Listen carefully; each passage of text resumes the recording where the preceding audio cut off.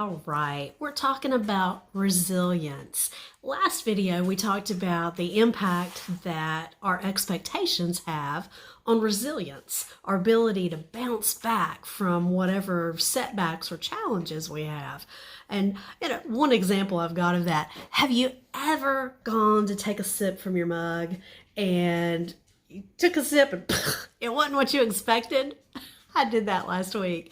I thought I had coffee in my mug because that's what's usually in my mug. It was ginger tea, which I like ginger tea, but it wasn't what I expected.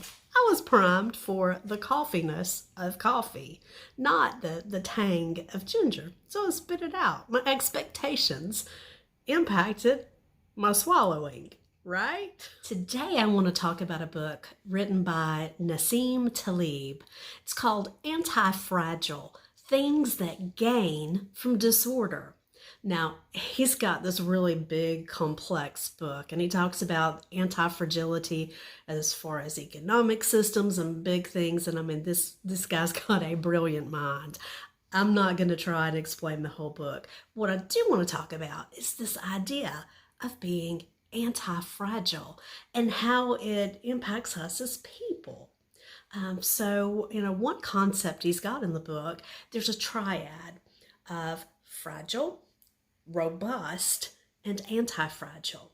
Now, something fragile, we understand what fragile is. It's going to break easily, a delicate glass, a fragile little dandelion that gets blown by the wind. That's fragile. It's impacted and just disintegrated by the circumstance it meets. Now, something that's robust is resilient. That's what we've been talking about.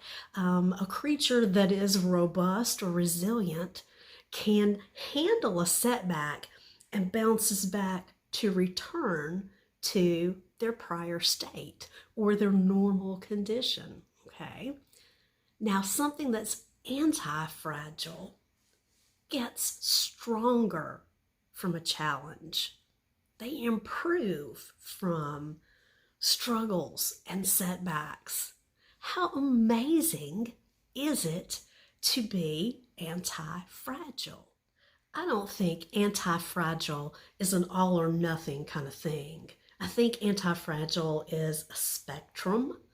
I think it depends on what's happening in us and around us.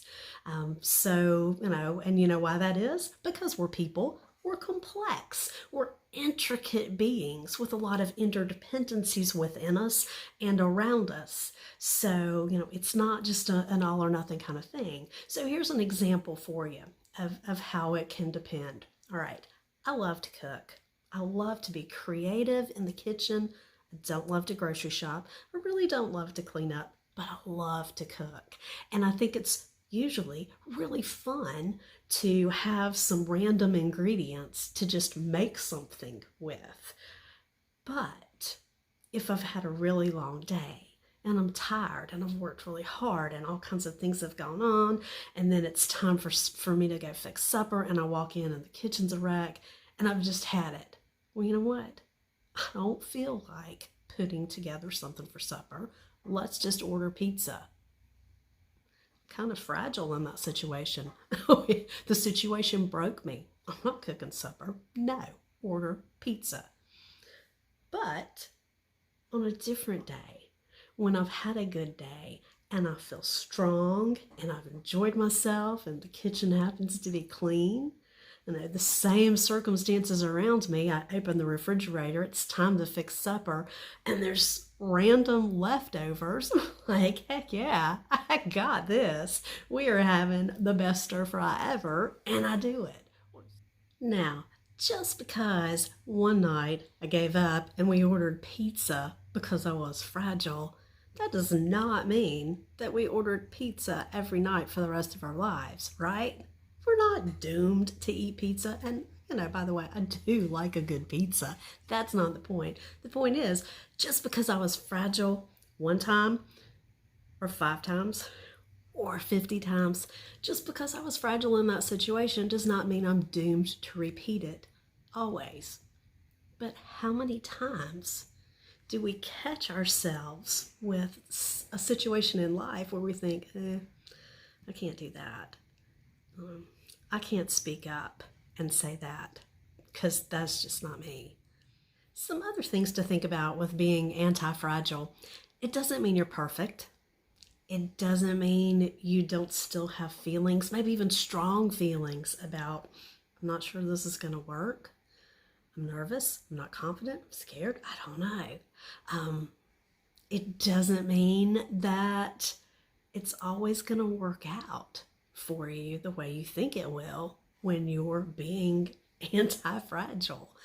What being anti-fragile means is you're willing to experience what's happening in life, the situation. You're willing to fail. And so often in our society, failure's given a bad name, when really this is how we learn. A toddler learning how to walk, we don't call it failure when they stumble and fall. No, they're learning how to walk. Well, we people, we're learning how to live life. It doesn't matter if we're 5 or 15 or 55 or 75. We're still learning things. So being anti-fragile is being willing to put ourselves out there and experience and learn and grow. Sometimes being anti-fragile may not look very smart from an outside perspective. It may not even look very smart when you're looking at it yourself. But I think there's this perseverance, this beautiful willingness to grow, to allow yourself that freedom to grow into the person you want to be and to not let life break you. Some of my clients are looking for jobs, and the whole idea of being anti-fragile is huge for them. To come into the job search with the expectations of it may not be easy and it may not go the way I think it should or could, but I'm going to grow, I'm going to persist, I'm going to evaluate and adjust. After every interview, I'm going to have my resume and my cover letter, and I'm going to work on my job search, and I'm going to do everything that I can do. And if I hear a no, that's okay. I'm not going to let it take the wind out of my sails. I'm going to keep on going. Our expectation and our ability to adjust and to grow and to come out stronger, for those looking for a job, coming out with a job, that's the goal. So being anti-fragile is crucial for my folks who are looking for jobs.